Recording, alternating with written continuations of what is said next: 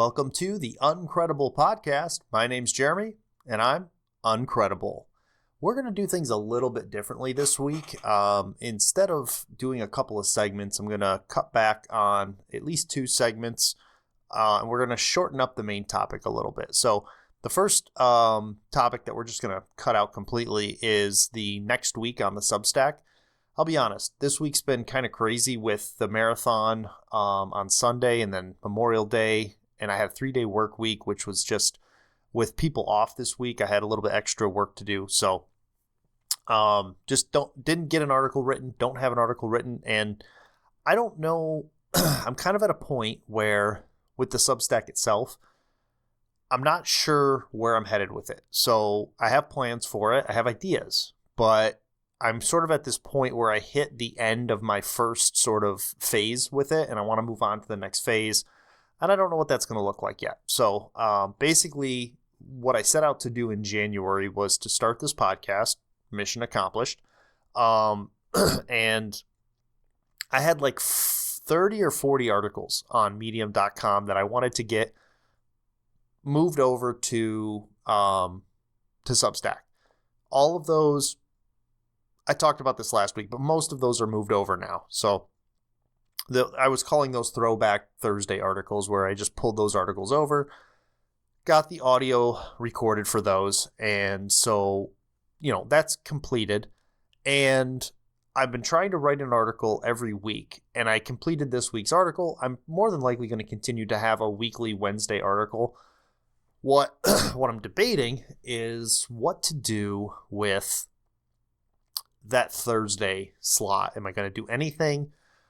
One thing towards the end of last year that I wanted to work on, and I just haven't gotten around to working on it, is the Uncredible, the book, the art of becoming nobody. So I came up with that title, and I've actually written a small excerpt. If you go back in the archives of the Substack at uncredible.me, you can find it. Just a brief sort of introduction. I think that was only an excerpt from the introduction. But I wanted to create an ebook about what it means to be uncredible. And it just kind of fell off the wayside while I've been working on marathon training and doing the podcast and doing these other articles. So what I'm thinking I'm going to do, which I may or may not do, is starting next week, I may start trying to write sections of that book and posting portions of it on the Substack as, I don't even know if I want to call them articles, but just snippets or whatever. But I'm trying to give myself some motivation to get back into that. So there will be stuff on the Substack next week. I just don't know what. And so this section is actually next week on the Substack, and I've got nothing right now. So stay tuned. If nothing comes out next week, you'll know that things are changing. But instead of looking at the Substack, I thought I would take some time to respond to my first YouTube comment. Now, that's not fair. My first negative YouTube comment. So I've had a couple of comments on YouTube. The podcast is very small viewership. I mean, so small that it's uncredible, right? If you were to go to YouTube and look at my views, it's next to nothing.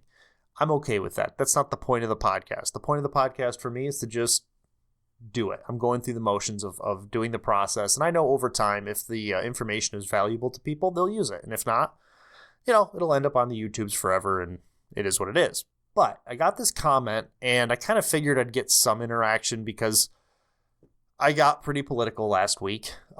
We reviewed some of Ben Shapiro's episode from like 3 months ago, and Mark Levin. They have huge followings and really didn't get a whole lot of interaction from it. I also haven't clipped it yet because, as I've mentioned in the past, I'm not really trying to be a political podcast.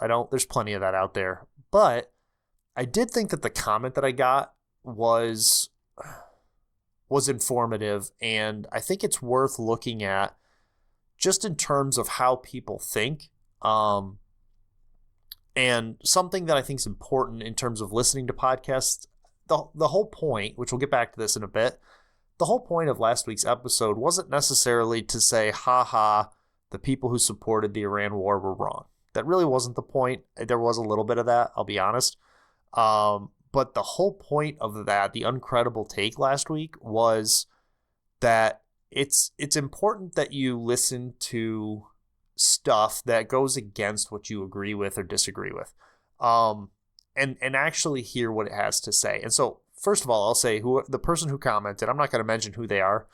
You can just look it up. It's the only comment on the episode. So, I will say, from the positive side, this person listened, by their own admission, to about half of the episode. I'm questioning whether they got through half of it. I'll explain that in a little bit, but they tried. So we'll give them credit there, and I'll mention that again towards the end. But I wanted to go through this comment because I felt like what I said versus what was heard was very different.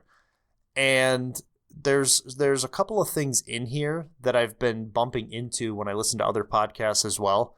And I think it's like a teachable moment, so to speak. So I'm going to read the whole comment and I'm going to address what was said. It wasn't that much. Actually, I'll take that back. I'm not going to read the whole comment because there's a section of this that I don't feel like I dealt with in my episode last week, which is why I questioned whether or not this person actually listened to it.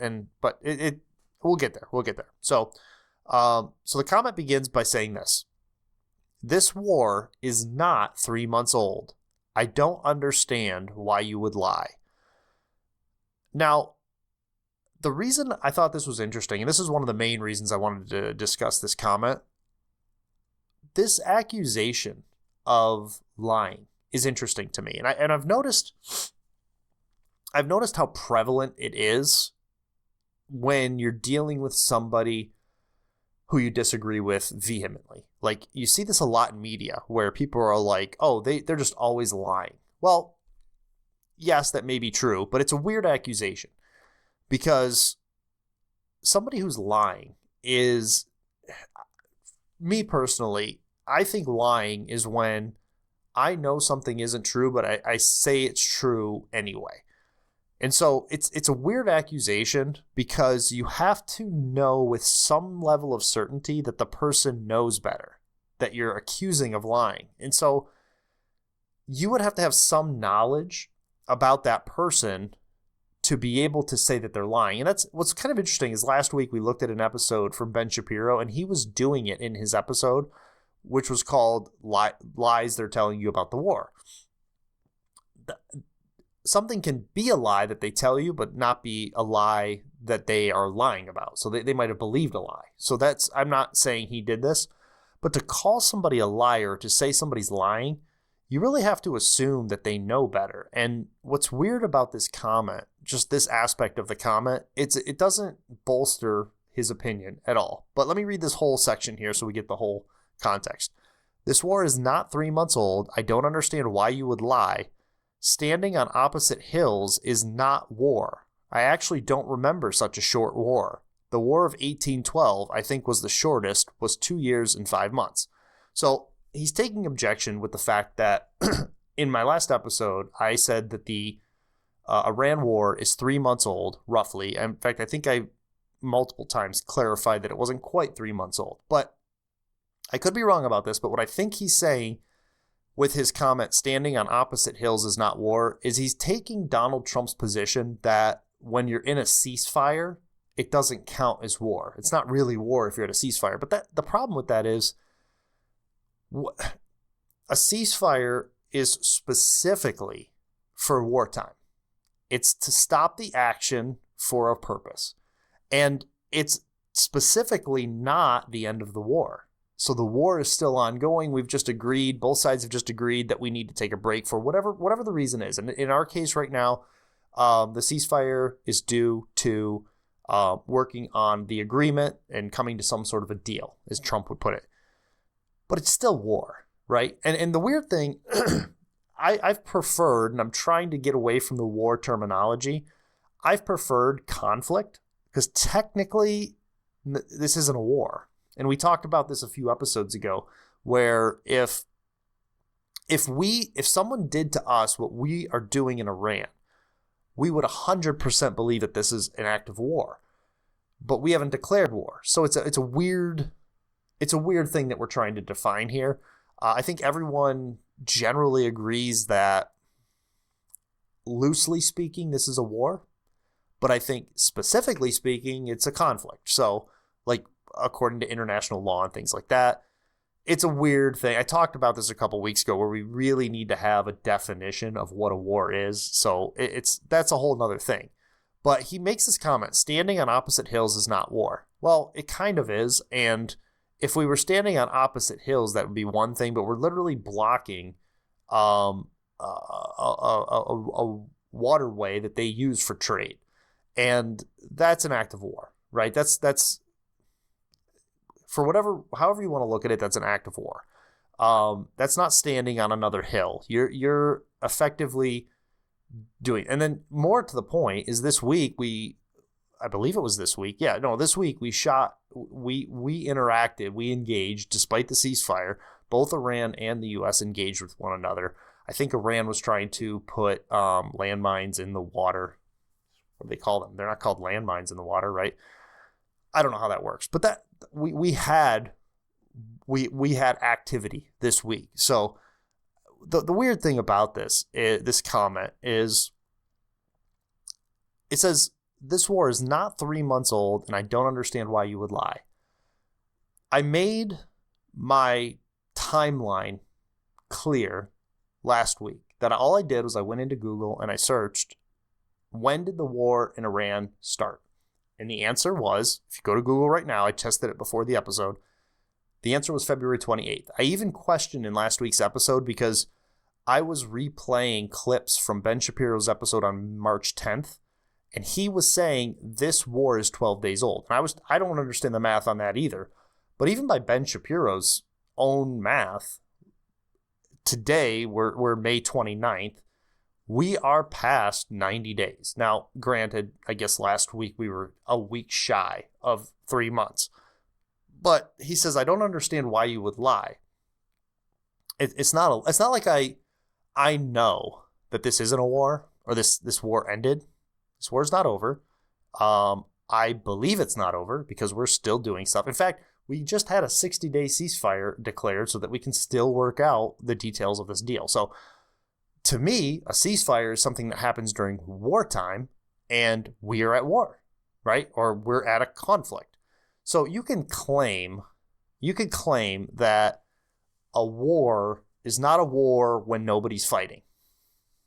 I mean, you can claim that, but nobody does war that way. Like nobody looks back in history and says, well, yeah, that was a 7-year war, but if you account for the ceasefires and you subtract the days where nobody was killed, it's actually only 6 years and 5 months. Nobody does that. That's absurd. We're at war. We're in a conflict with Iran. That's a reality, and it's been going on for 90 days. More importantly, we were told that this would be weeks, not months. That's specifically why I did the episode when we hit 3 months last week.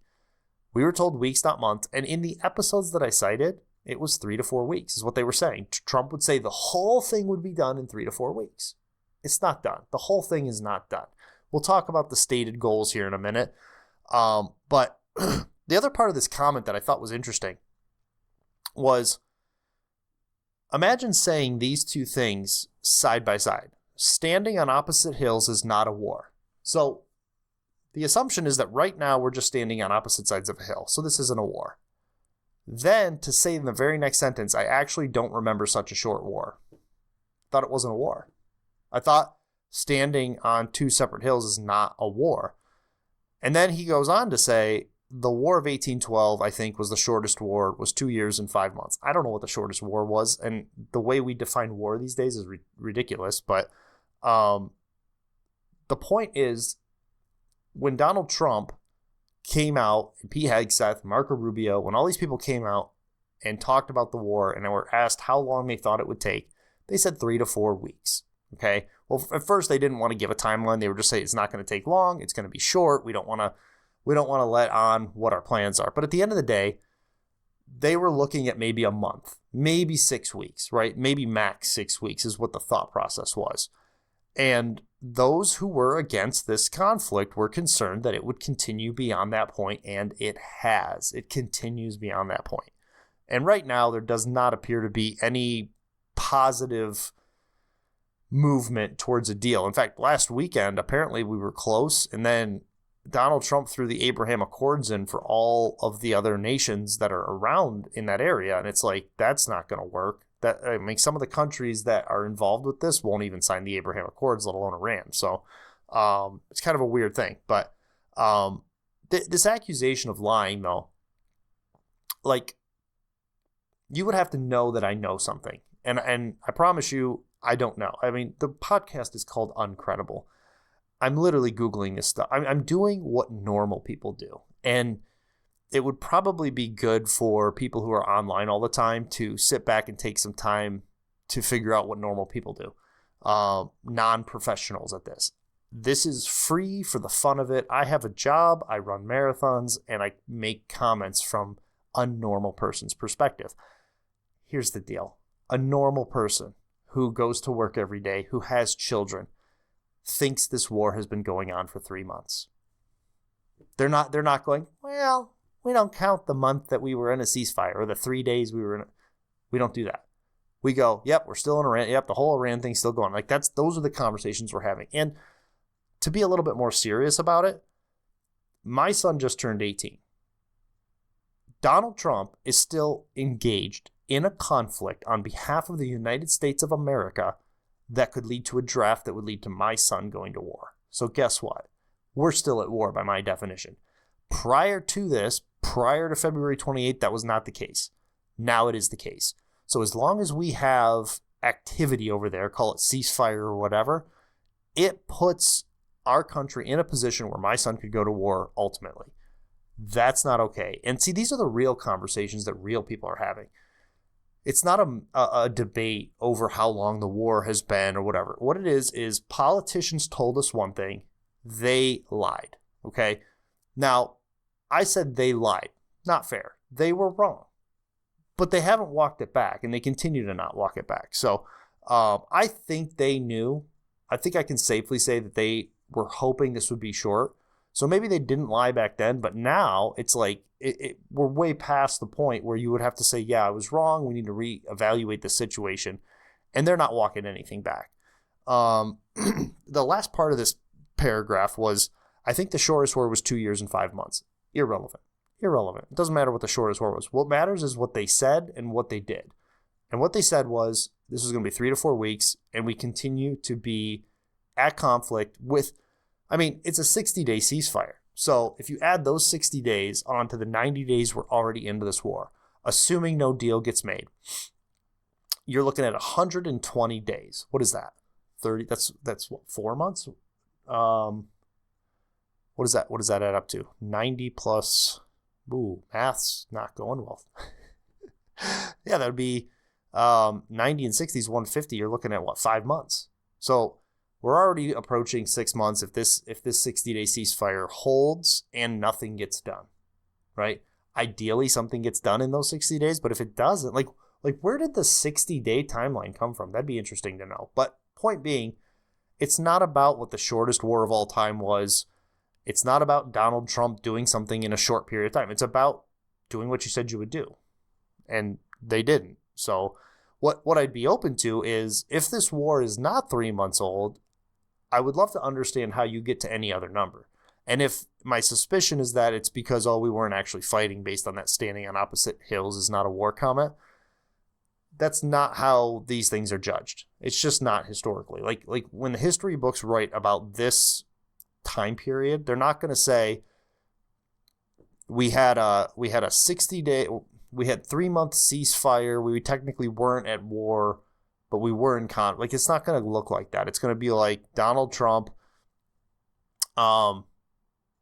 engaged in conflict on February 28th, and that conflict was resolved on date yet to be determined, because we don't know. And that yet to be determined is more than 3 months at this point.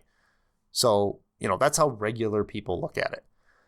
His second point was this. He says, second, this is something that many liars do. And again, I think using the term liar is just to poke and prod because it's a weird thing to say. But he says, second, this is something many liars do. Sorry, not blaming you.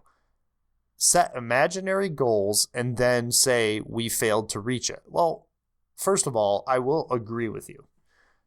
Something that liars do, or people who are trying to be disingenuous with their argumentation, they will create a straw man of the other person's position and then beat that straw man up and then make people think that they beat their argument and prove them wrong.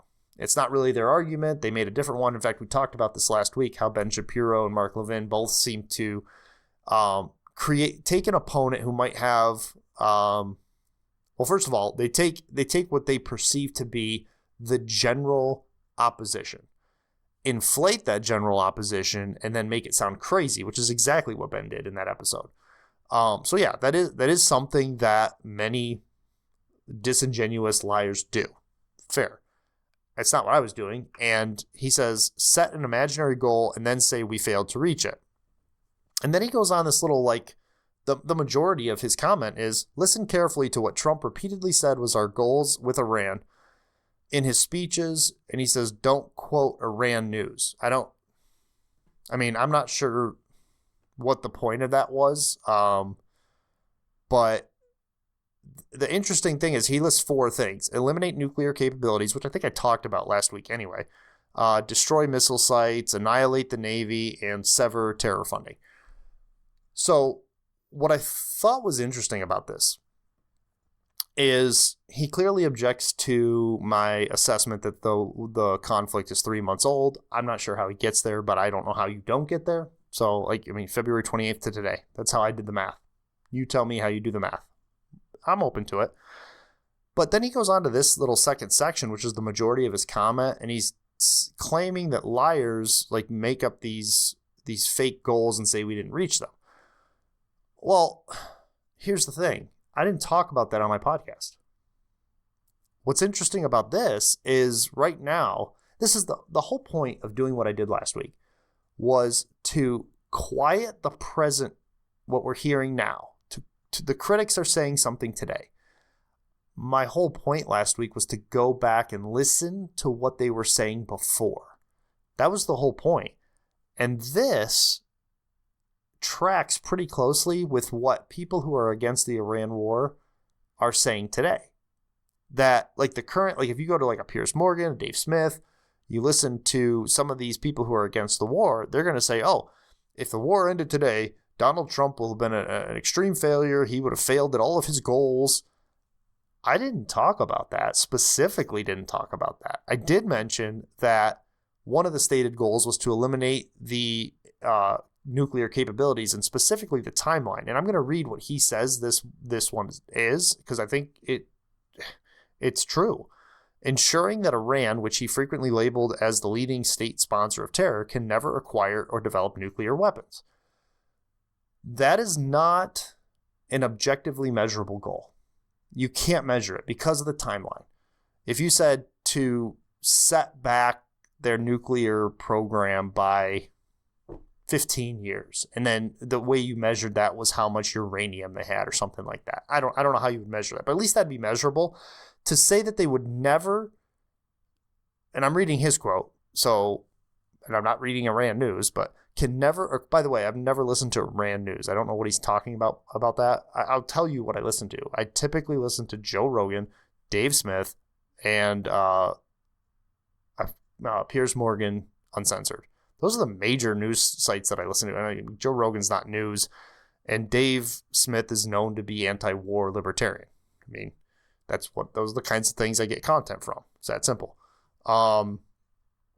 But for Iran to never be able to acquire a nuclear weapon, I made the joke last week, the only way you can make that happen is if you wipe them off the planet. And I sort of said that subtly, and then I said, I don't think that's what we're going for. Nobody's trying to do that. So the whole never thing, it's just ridiculous. And then he says, no one is trying to erase Iran. Nobody. It was never a goal. Well, here's the problem. You're right. Even if that was a goal, they wouldn't say it, first of all. But no, that wasn't the goal. But when you say to make sure that Iran can never acquire or develop nuclear weapons, how do you ensure that? How can Donald Trump at the ripe young age of 80 years old, guarantee that Iran will never get a nuclear weapon. There's only one way to guarantee that, and that's to wipe them off the planet. So it's like he's not stating it, but that goal implies it, And again, I don't think Donald Trump is trying to wipe Iran off the planet. I don't think that's their stated goal. But that goal can mean nothing less. And the reason that goal is important, the way that goal is stated is important, is that it leaves the door open for guys like Marco Rubio. Listen, here's a case study. Maybe I'll do this next week. I think the most dangerous politician right now is Marco Rubio. I hope when we get closer to the next election, my Facebook posts come up, because I was very involved in the first Trump primary. I think this would have been 2014, 2015. I followed the crap out of that. And I remember when the Tea Party was formed and you had Ted Cruz, Rand Paul, Marco Rubio on the debate stage. I think really like Jeb Bush. That was the year Perry came out. Was that the year Perry? No, that was the previous cycle. All I know is there was like Chris Christie. There was like 11 people on that stage. Who was that lady? There was a businesswoman as well, Carson. And there was that businesswoman, Carly Fioron, something like that. I can't remember her name, but I remember the debate stage, and I remember some of the comments that Trump made, but I remember watching one of those debates live and thinking Marco Rubio he might be Tea Party, but he is not, he had war hawk tendencies. And for people who were opposed to war and conflict, he was not great for that. And this was also during the time when Marco Rubio had that, Rand Paul and Marco Rubio did their own State of the Union in as if they were all trying to promote themselves to become the Republican nominee. And he had this little water thing where he had to get a drink of water, and he went off screen and took a drink of water. But all that to say, this stated goal to say that we want to make sure that Iran never has a nuclear weapon, what that does is it leaves the door open to a forever war. Okay? Something Donald Trump specifically ran against. Look it up. In the episode of Ben Shapiro that I referenced last week, there is a clip of Pete Hegseth specifically acknowledging that Donald Trump was against that the troops wouldn't stand for it, and Trump wouldn't stand for it.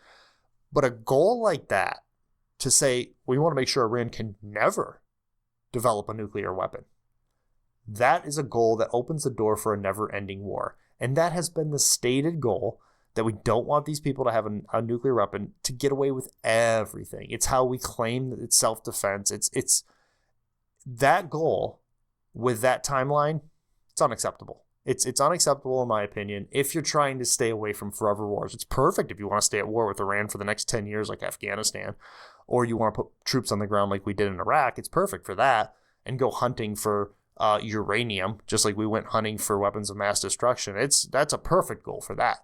But to say never acquire or develop a nuclear weapon, it's just that goal, that stated goal, which I'm using your words, but I know that's their stated goal, is so nebulous that it leaves the door open to constant justification of conflict. It just does.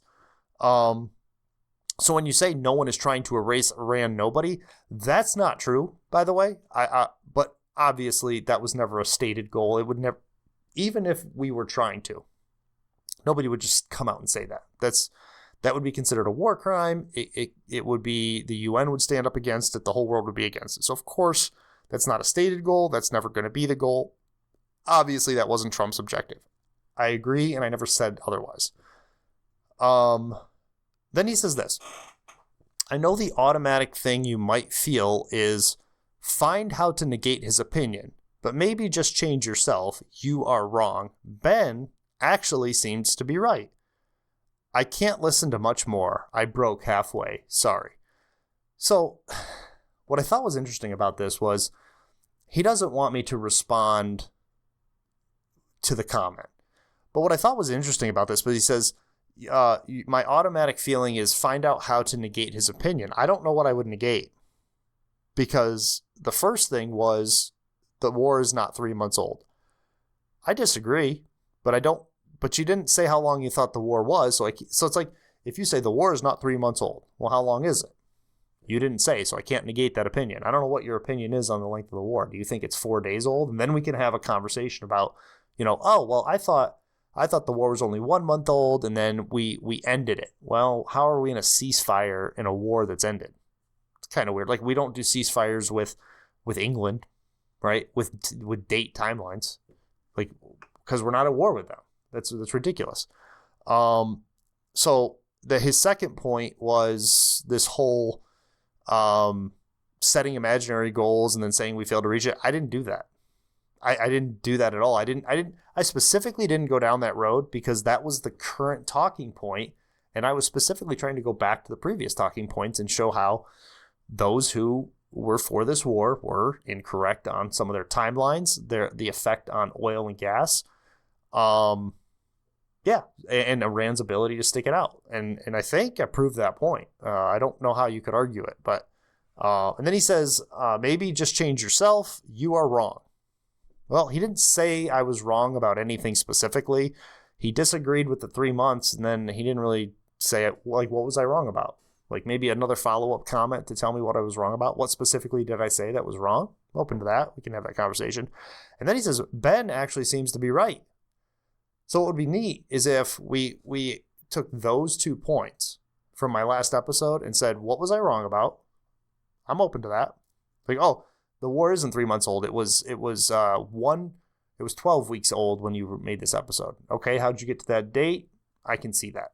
Sure. And then Ben actually seems, what from the episode that I cited was Ben right about? I mean, I think I gave him credit on point number 2 where it was due. So yeah, it's a weird comment. And then the last thing he said was, I can't listen to much more. I broke halfway. Sorry.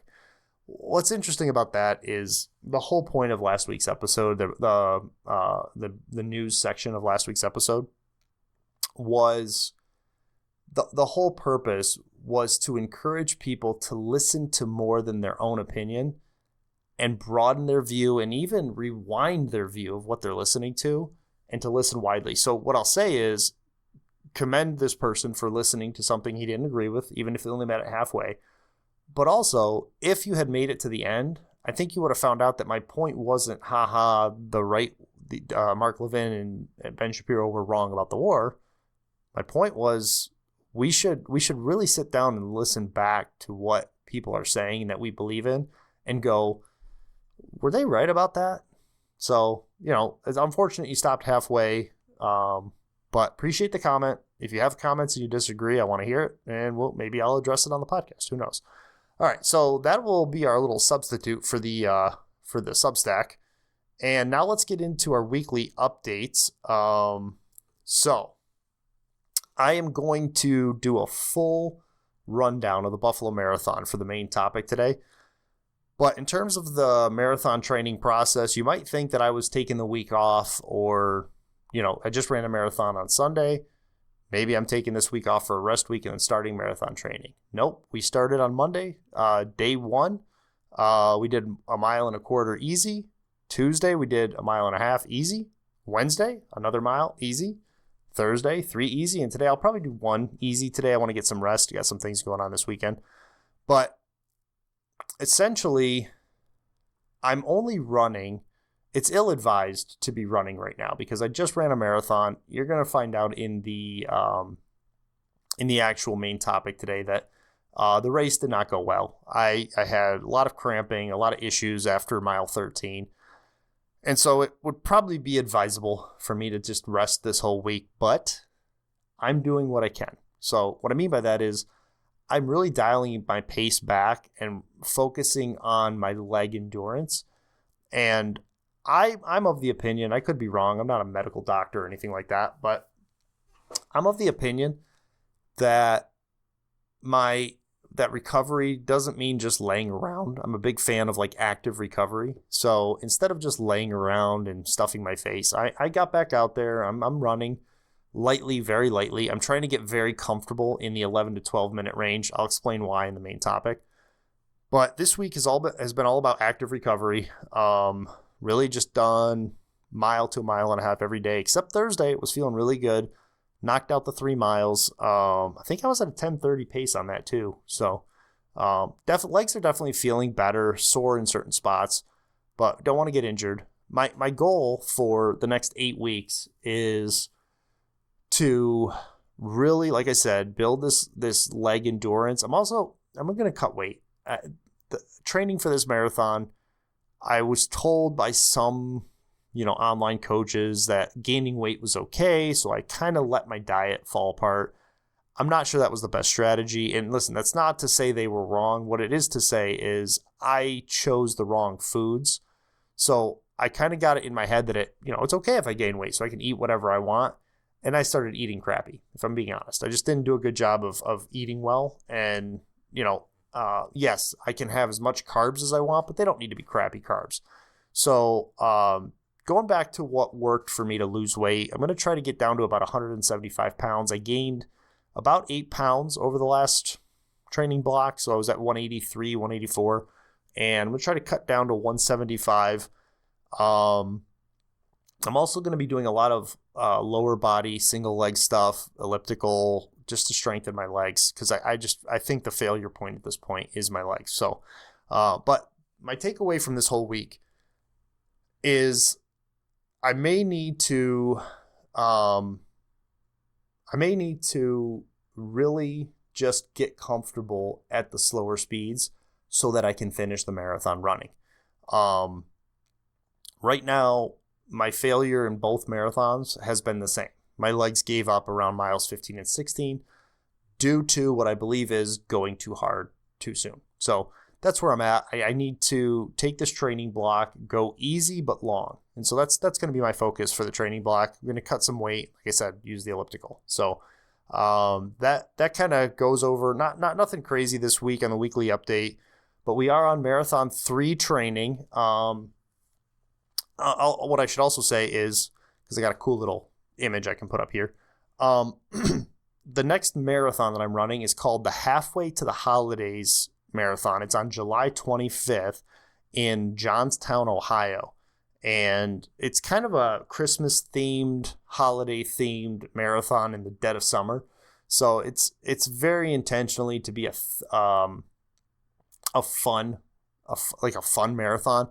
And it's part of my goal to complete multiple states, getting a 5 or 10K, a half marathon, and a full marathon or an ultra in all 50 states. Now, I'm not chasing that aggressively. It's just a general goal for the next long period of my life. Give me a reason to travel to different states and look for reasons to go to different areas. And I'm trying to keep them small, keep it low. So that's kind of the goal for the next 8 weeks. And it's a short period of time. I should also say that 1 week after my next marathon, I have a 10K in what's called Little Miami, Ohio. And so tomorrow or Sunday, I may attempt to do a 10K just to see how my legs feel, because that's really the scenario I'm going to find myself in come July 25th and then August 2nd, I think it is, for those two. So, and if you've seen my schedule in the past, I did have a half marathon scheduled for July 11th. That's off the table. I think I mentioned a few weeks ago that got canceled. So I am looking for a half marathon in Ohio. So that's up in the air. All right, now let's get into what's going on in the news. Let's get our Uncredible take on the news. And we're going to take a little bit of a detour from politics this week. I'm probably going to say this every week, but I'm trying not to be a political podcaster. So we're going to turn our attention to something else that happened that was pretty news and noteworthy last week, and that was the death of NASCAR driver Kyle Busch. Really took me by surprise to hear this news. Didn't believe it at first. I thought it was one of those you get those black and white like death of celebrities, and it's a joke, and that's what I thought was going on. And having been a NASCAR fan since like 1997, and I kind of fell off of NASCAR in like 2017, 2018, I kind of quit watching. But having been a longtime NASCAR fan, and Kyle Busch, this is going to be hard to believe for people who are listening, but it's true. Kyle Busch was one of my favorite drivers.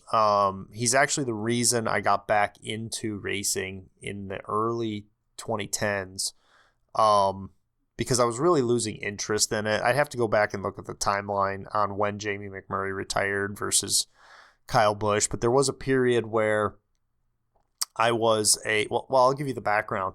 So when I was in high school, 1997, my best friend, his dad was a huge NASCAR fan, big Rusty Wallace fans, Miller Lite, and his dad had all kinds of NASCAR memorabilia in his basement, and I remember him trying to get me to watch racing, and I was like, I don't get it, it's boring. And I think I was there on a Sunday and they were watching a race or whatever. And I don't know if it was his dad or if he said this to me, but he said, if you want to get into racing, you got to pick a driver. And then once you pick a driver, you'll be hooked. And that was so true. And I remember watching a race and I just really fell in love with I think it was that day. I don't remember the race, but I remember falling in love with the Texaco Haviland number 28 car. And at the time, I didn't know Cale Yarborough and all the Davey Allison, the whole history of the 28.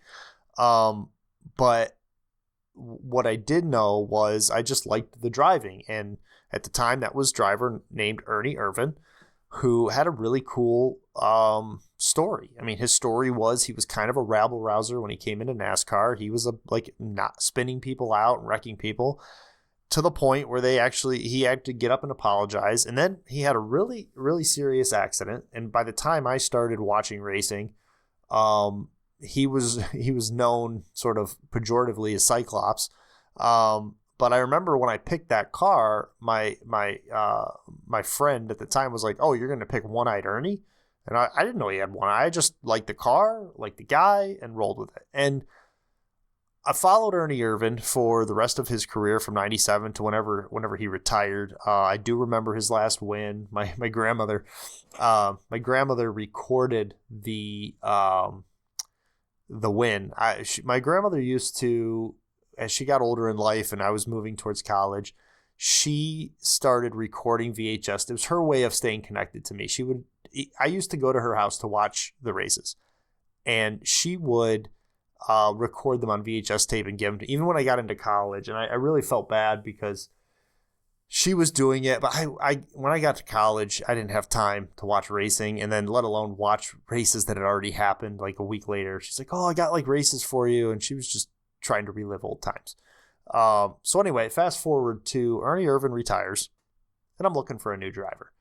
Well, in comes Jamie McMurray. And if you don't know Jamie McMurray's story, I think he won.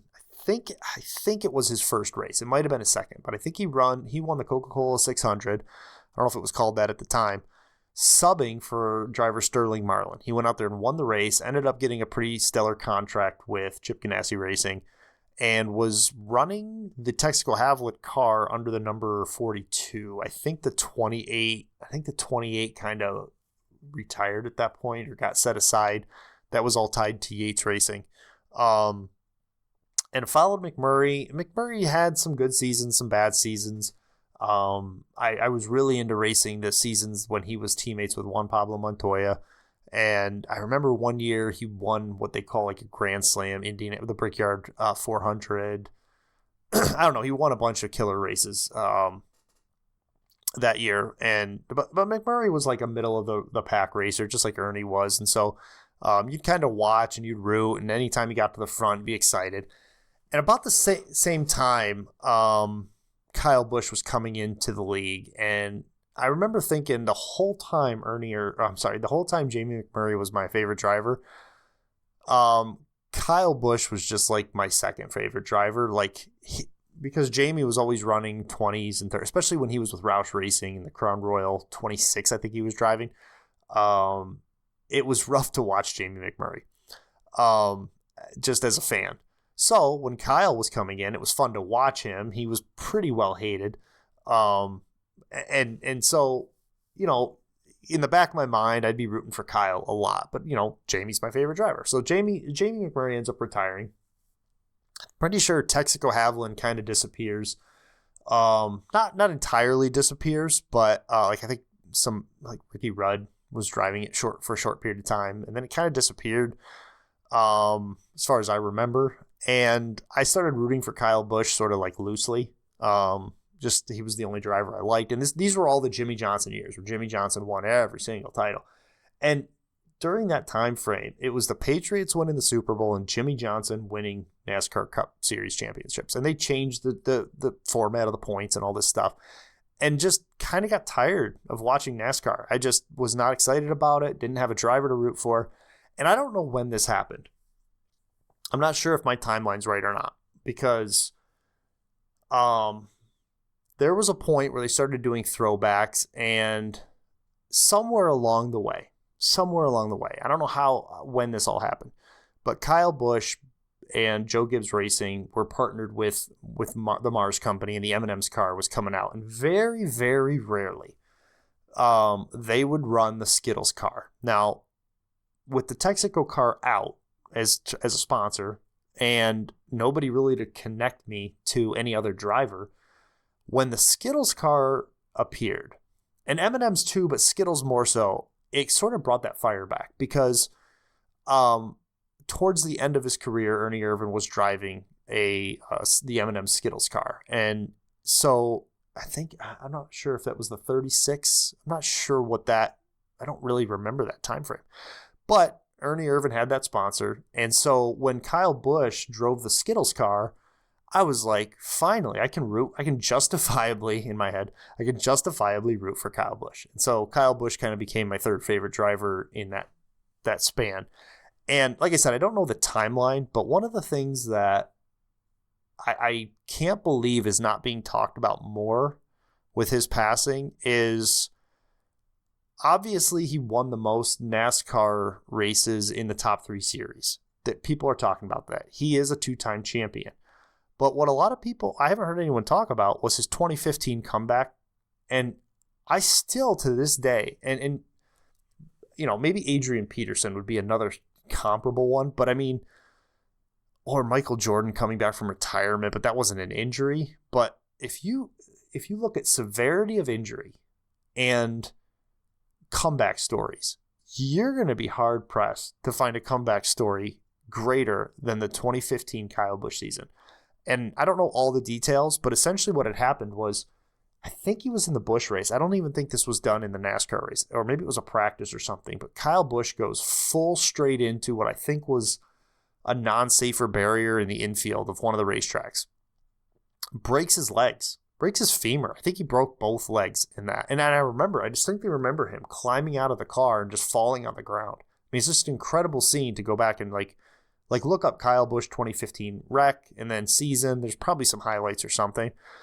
But then he's out. He's going to be out for I think it was 8 or 10 weeks. And back then, the way the chase worked was you had to be at least 30th in points. You had to have at least one win, or you could get into the chase with points. And I think it was the top 12 at the time. It might have been the top 16 then. But anyway, so Kyle Busch, 2 broken legs. I want you to think about this. 2 broken legs. Comes back in the same season after breaking both legs. Goes on a tear. I think he had a 3 out of 4 or 3 out of 5 race win streak. Gets into the top 30 and makes the chase. Now, in terms of comeback stories, that right there was enough. You could do a whole 30 for 30 ESPN, whatever. You could do a thing on that where you talk about how Kyle Busch had one of the greatest comebacks, how he ended up making the playoffs when it seemed like a stretch. And then let's say he ended up second in the points, but he didn't. Kyle Busch goes on to win his first champion, not his third or fourth or his second. His first title is in the year that he breaks both of his legs. Incredible. Absolutely incredible. That's kind of when I look back on Kyle Busch, that's the memory I have. That was the last time that I was excited about racing was 2015 season. Kyle Busch just absolutely destroying the field, coming back and winning with 2. I mean, that is just nothing like that has ever happened that I can think of where somebody has that severe of an injury and comes back and wins a title. Maybe in other sports that I don't follow, but I'm not aware of it. Like I said, Adrian Peterson, I think he tore his Achilles and then set the Was he MVP or set the rushing record the following year? He had a pretty impressive one. But other than that, I mean, like what injury and what player would you put in the same category as that comeback? I don't know. And nobody's really talking about that season, but that season was incredible to be a NASCAR fan, to be a Kyle Busch fan. After that season, I kind of fell away from racing, didn't follow it. So yeah, I mean, hearing this story that Kyle passed away, and the way he passed away too, was really, really sad. And I know the conspiracy theories are flying now. But the reality is, and the saddest part of this whole thing is he was young. And maybe that's why that hits a little bit differently for me personally. Is this is a guy that was born. This is a sports person that I looked up to, that I was a fan of, who was born after me and dies before me. I think that's a first. I think that's the first I can say that. And something other than like a like Kobe's situation was like clearly an accident. This was a health related thing that was uncontrollable. You know what I'm saying? And it just kind of hits you because it's like, wow, like this is somebody I followed. And I remember thinking when he was chasing he was chasing the Richard Petty win record. I don't know if he ever hit it. I think he did hit the 200 wins. I'm not sure what he was at the end with all three series, but I remember thinking to myself, he's got a long time to break this record and to set a record that will never be broken again. It's one of those records that like drivers don't share in all of the different racing. Like not all the racers do trucks and Busch series, and he just loved to race. So yeah, I mean, when I was about done watching NASCAR, he brought it back for me, got me excited about it for a couple more seasons. And then after that, I kind of trickled off and didn't watch it. But I think the most important thing, the most important takeaway, if I'm looking at this as an uncredible take, is, you know, it can end tomorrow, guys. It can end tomorrow. And you look at his relationship to his son Brexton, which, you know, if you've been following, it's been since he was like 3 or 4 years old. He's been side by side with Brexton, showing him how to run and race. It's just a really sad story in that respect. And I think it really hits home to know that, like, you know, at any point in time, this can all go away. And we've talked about it before, about how you need to be grateful. Like if you're a runner, which is what I do, you need to be grateful that you can get out and run, because that can go away tomorrow through no fault of anybody, you know? So yeah, the uncredible take, the news, uncredible take on what's in the news is, man, life's short and it's fragile. So appreciate every moment. All right, now let's turn our attention to last Sunday and look at our main topic through an uncredible lens. I've already written an article about this, so if you're interested in, you know, looking a little closer at how my Buffalo Marathon went, the full recap is on uncredible.me. I posted the article on Wednesday. So this race did not go according to plan, and I'll tell you what. I felt so good going up to Sunday. The drive up to get the bib went great.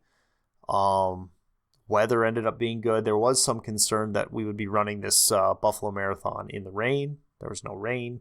There was little sprinkles, but there was nothing. Actually, the 5K group that had to run on Saturday, actually, they got poured on. But for those of us who ran the marathon or the half marathon, great weather, cool weather. Great atmosphere. I was having a lot of fun. I was following my plan. You know, for weeks leading up to this race, I was trying to just run what felt comfortable to me. And I did that in this race. I mean, get out there, first couple of miles, feeling great. In fact, intentionally slowing down. In fact, I remember the first 2 miles, it was like 9. I don't know. I don't have it pulled up. You can look at the stats there on uncredible.me, that most recent article. Yeah, the crowd was tight early on, but I didn't care. Like it wasn't stressing me out.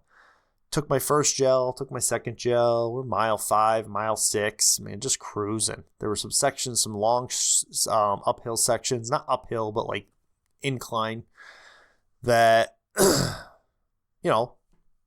felt good. I slowed down for them because I wasn't trying to chase anything. And I was told through the Buffalo Marathon podcast, they did a full breakdown of the whole race. And they warned you, like, there's going to be some stretches where you're going uphill, not to kill yourself. And I didn't kill myself, If you look at my times there's a section where I have like 8:40s and 8:50s. When you look at that in terms of time, that's probably a little fast that early on, but I think those were downhill. I think that was a downhill stretch. So, didn't feel like I was racing people around me. I was just cruising along. And I will say this, as I got around to mile 10, 11, I started to really think and worry about my gels. I didn't allow it to affect how I took the gels, but it was in my mind. So what I mean by that was I thought I had 5 of my non-caffeinated in my belt, and then I had 3 caffeinated in the loops on my hip. And those are going to be the caffeinated, the 3 caffeinated were going to be my last 3, and I was planning those around miles 18, 21, and 23, depending on how it played out. And here I am at mile 10. I'm like 4. I think I was taking my 4th gel. And I was like, ooh, man, this feels like I'm running out quicker than I thought I would. And so I was kind of like forward thinking, I'm going to take gel number 5 around mile 13. And I had put in my pocket this bag of Cheez-Its. Now, my kids and I were joking that, and I was worried about having stomach issues with the gels. Because I had never taken that many gels, but I felt like my stomach would hold up. I wasn't worried about it. I had been training with different types of fuel, and I just hadn't gone straight gel. I just hadn't done it. And so I thought, you know what? My kids and I were talking about it. Let's throw a Rice Krispie treat in at mile 13. That'll be the halfway mark. Allow my digestive system to have something other than just gel. I was hoping that would help. Well, we forgot to get the Rice Krispie treat, so I ended up bringing with me a little baggie of Cheez-Its. And, as we were coming to, I can distinctly remember like mile 12, before I get to that Cheez-Its story. As I'm coming down, it felt like a downhill. I sort of had this realization that, crap, I don't know when the split for half marathoners and marathoners occurs. And I just remember looking around and seeing a lot of red bibs. Now, the bibs that we had were blue for the people who were running the marathon, and the people who were running the half marathon were running the same course, and they just split off right at the end, and they had red bibs. And I just remember becoming like distinctly aware that everybody around me was wearing red. And I was like, shoot, and it kind of knocked me out of my zone. Now, I'm not saying it screwed anything up, but my mental headspace for like a quarter of a mile just turned into, crap, what if I missed the turnoff and I'm going with the half marathoners now to the finish and I screwed that up? Like, what the heck? And here's the thing, I was making really good time. I think my half marathon time was like 2:01, which my record half marathon is 1:59. So I was literally in my record half marathon pace. So I'm feeling great. My pace is great. And I thought, crap, like that's it. I was like, if you remember last week, I was talking about how I felt so calm that it felt like I needed to be less calm. Like there needed to be something I was worrying about. And I was like, shoot, that could be it. And I start looking around frantically, like, where is there anyone around me that's wearing blue? And finally I spotted someone, and then I sort of chilled out. And then we went through some real tight sections with the half marathoners and around mile 12 and a half.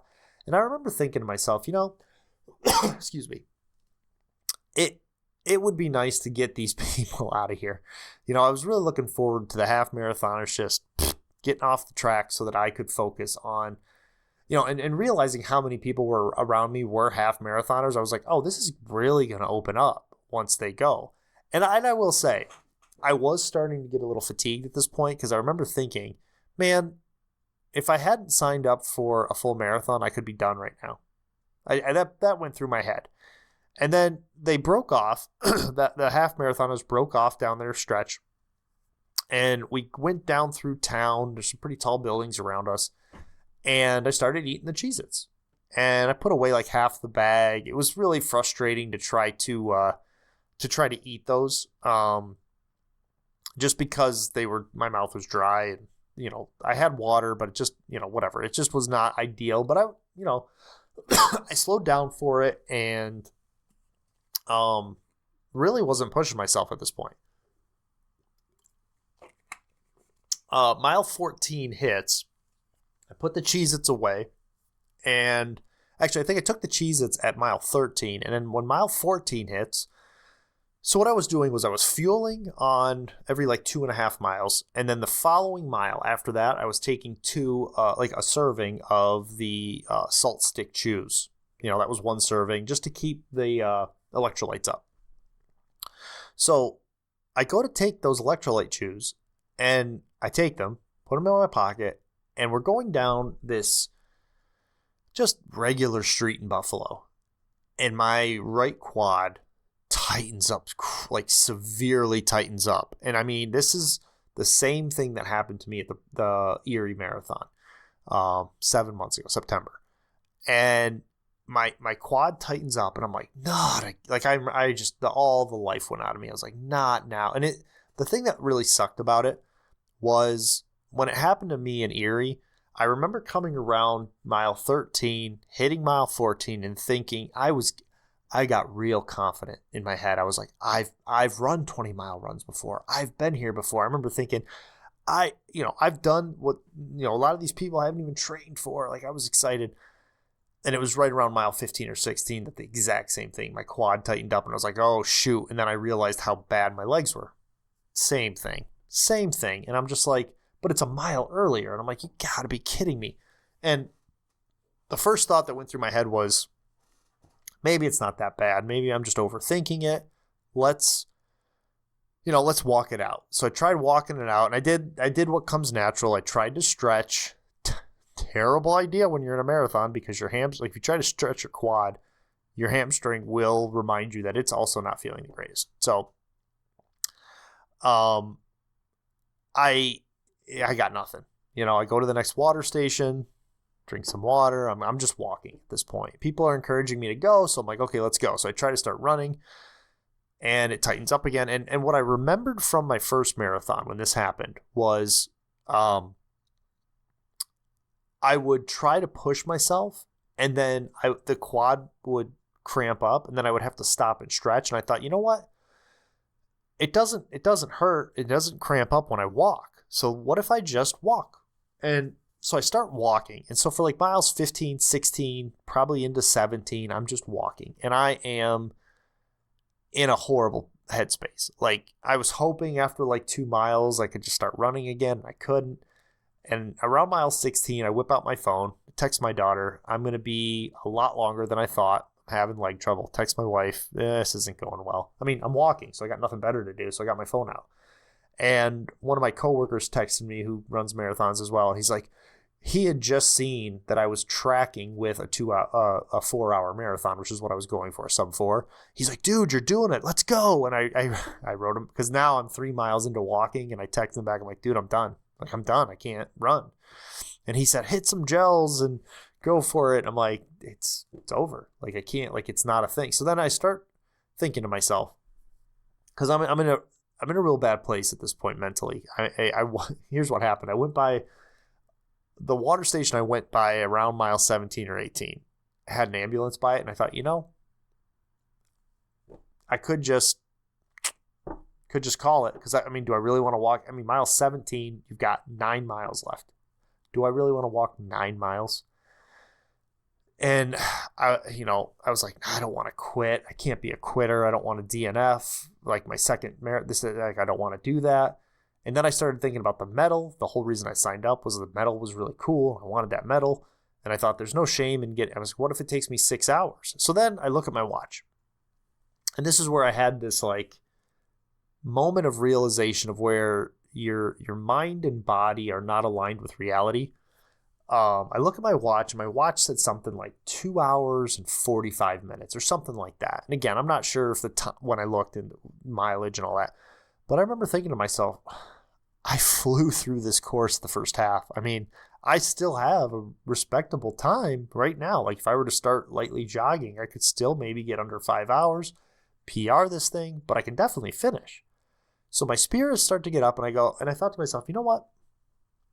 Instead of trying to run or whatever, I'm just going to embrace the fact that I'm going to walk to the end of this marathon. I was like, I'm going to embrace it. I'm going to enjoy the second half of this. I just made this conscious decision that I'm going to thank the people who are handing out water, and I'm just going to take it all in. I was like, there's nothing wrong with that. So I start like briskly walking. One thing somebody told me too, Rod, the guy that got me into running, he told me once that when he's in that situation, he just thinks to himself, just walk fast, quick steps. If you got to walk fast. So that's what I was doing. I was walking fast and walking through this park, what I think was a park. All of a sudden, you're in your own head, and I'm walking at a steady pace. All of a sudden, I noticed that there's this guy. It was his bib was bib number 1629. I look over, and this guy's walking right with me. He's doing the same thing. He's in his own head, and I've just snapped out of it. Right, I've just kind of resigned myself to the fact that I'm going to walk the rest of this marathon and finish. And I look over, and there's that moment where I'm like, he's not having a good day either, and he's just walking. So we walk, and my first thought was, he's probably going to walk past me or start running. We walked together for like a quarter of a mile. It felt like forever, and finally I was like, this is awkward because we are literally gimping at the same pace. So I just look over at him, and I say, hey, having cramping issues? And he kind of looked up. You could tell that he was just in his own mind, like, this sucks, And I go, cramping or having issues cramping? And he goes, yep. And I go, mine started right when that 13-mile, the half marathoners broke off. He's like, mine too. I go, yeah, what a mental screw that was. It was like we were in the crowd left, and then, man, everything hit all at once for both of us. Same experience. And he said, well, I'm just trying to get through it. And I think he was doing same thing I did in my first marathon. And he and I talked about it. It was his first marathon, and it was my second. And I told him, I said, I went through this exact same thing in my first marathon. I just have to change how I fuel or something. I didn't know. But right then, the only thing I could do was walk. And I told him, I said, if you gotta run, don't feel like, now that I had opened up the conversation and kind of like made acquaintances with this guy, I could tell that he didn't want to leave me behind because he appreciated the conversation, but he also kind of wanted to get going. And he kind of made the same mistake that I did in Presque Isle Erie Marathon. And that mistake was trying to run and just causing the leg to cramp up. And I'll explain why in a minute, but I say to him, I say, if you got to run, feel free, like whenever you got to go, man. I was like, I'm probably walking the rest of I think at this point we had like 7 or 8 miles left. So he kind of shakes his head. We keep walking together. And then finally he goes, well, yeah, I think I'm going to give it a try. I said, well, good luck to you. Hopefully you get a good time and hopefully you finish. So off he goes. And I go through a couple of water stations, and I think to myself, you know what? I've been walking now for like 5 or 6 miles, not quite 7. I was like, maybe I can get going again. So I got this idea that I would shift my gait a little bit and maybe not put as much pressure on that quad. So I try to like hop on the balls of my feet, trying to get like a springy, bouncy type of not a sprint, but like a hopping sort of like if I could figure out a way to use different muscles and still, run rather than walk, I was going to do that. And my left calf just tightened right up, and I was like, yo, like I verbally like shouted out like, oh, and I started hopping like to keep that off the ground. And this guy next to me was like, dude, are you okay? I'm like, yeah. I laughed. I was like, yeah, man, I'm good. I was like, I was so focused on my right leg that I didn't expect my left calf to be hurting. And so that kind of relegated me to walking for the next very long period of time. And so I'm walking mile 20, mile 21. I'm shamelessly going through these water stations. And, it's funny, when you walk through an aid station, it's a lot different than running through it, because when you're running through it, you grab your water, you say a quick thank you, you drink, you just keep moving. When you walk through it, they see you coming, you're walking, they see you coming, and then they're like, come on, you can do it. They're trying to get you to run, and it's like, I can't run. Are you kidding me right now? And So every aid station is this way. And then there's people cheering along the way. And you're like, I would like to run, but I cannot run. So it's a weird dynamic. But people started noticing that I was wearing an Uncredible t-shirt. And we get to this, I think it was mile 22 or 23. This lady with a bullhorn. So we had on our bibs, it was our first name. And then, of course, above my bib is Uncredible.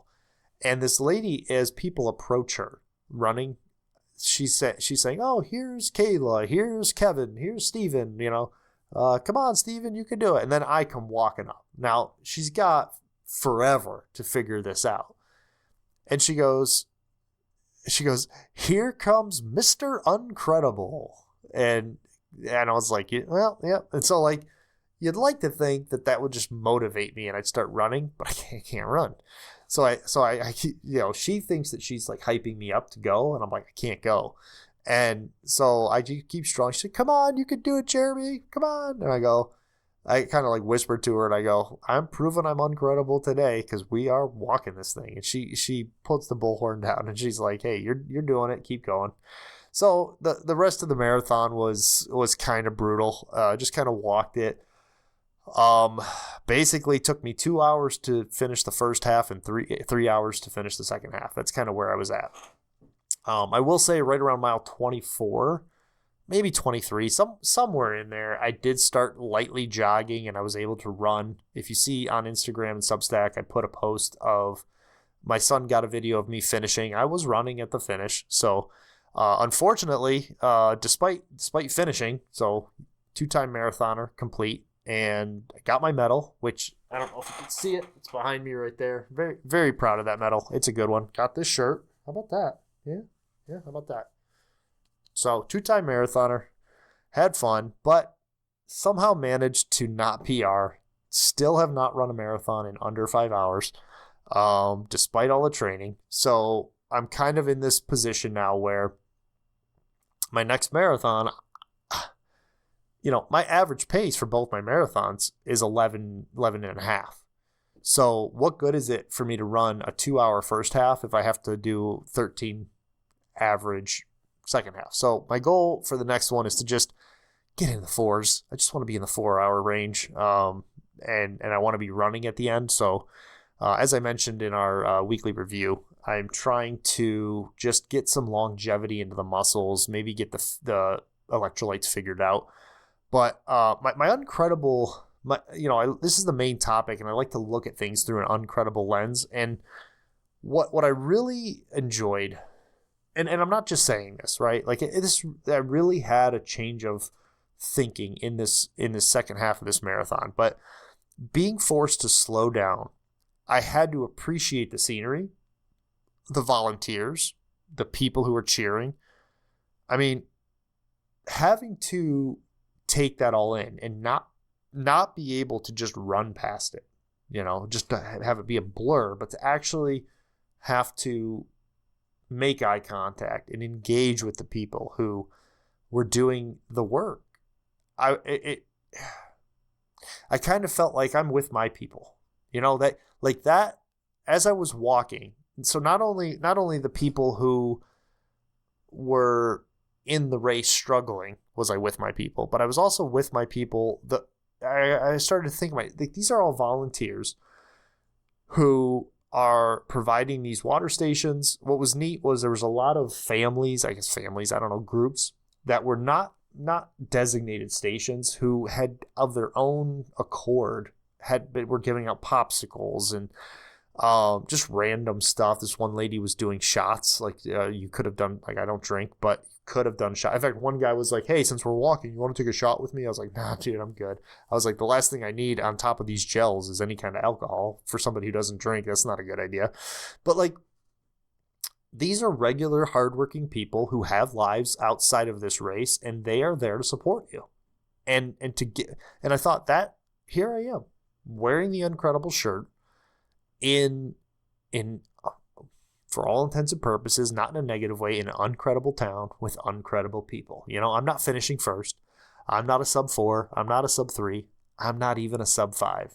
I'm just a regular guy who did a full week's work, drove up to this race with my family, and completed a second marathon. So it was neat to really be forced, I guess. And I'm not going to say I like it, because there's a part of me that's really frustrated by the time and when I think about the work that was put into it. But then I thought, you always hear people say when you go to these marathons, make sure you thank the people who are doing the water stations. But it's like, it's sort of like a cold thing. Like for me, it was like you're running by, you're just trying to get past that social aspect of it and avoid that social aspect of it. And I was kind of forced to engage with it. And it was good. It was healthy. And I think I benefited from it in ways that for future marathons, I think I can maybe take that in as I get faster, not lose sight of the moment of what's going on and appreciate those things. So it was read the article on uncredible.me, but we are a 2-time marathoner.